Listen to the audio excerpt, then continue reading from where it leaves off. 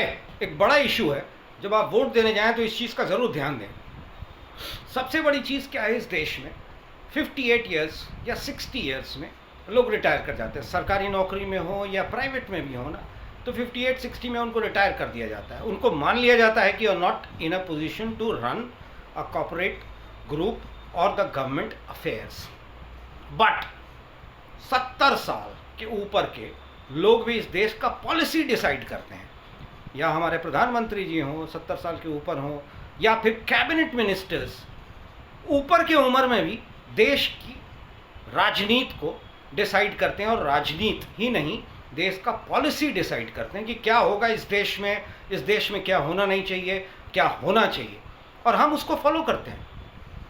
आम आदमी रिडंडेंट हो जाता है एक एज के बाद, बट ये पॉलिटिशियंस, ये पॉलिटिक्स में जो लोग हैं वो रिडंडेंट नहीं होते हैं ना, क्योंकि उनका शायद ये मान के चला जाता है कि राजनीति में है तो आपका दिमाग इतना शार्प होगा कि आप 100 साल तक आपकी डेटा जो है वो एक्टिव रहती है, तभी तो ये राजनीति में जिंदा है। हमें ये देखना होगा, अगर राजनीति सही है, देश का पॉलिटिक्स और देश का भविष्य देखना है, तो या तो 58 और 60 का रिटायरमेंट ख़त्म कर दो।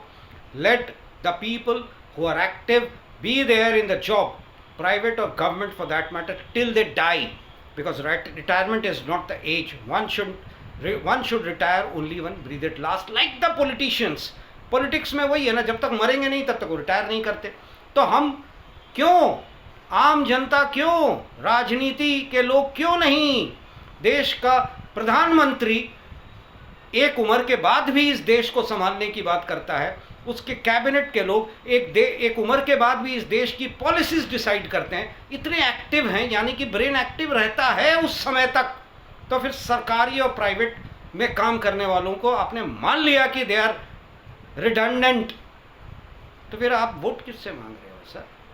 तो हम वोट उसी हिसाब से देंगे। Thank you. ये सोचना ज़रूरी है कि रिटायरमेंट अगर आम आदमी के लिए है तो रिटायरमेंट पॉलिटिशियंस के लिए क्यों नहीं। Thank you very much. Bye-bye. See you again tomorrow. Bye.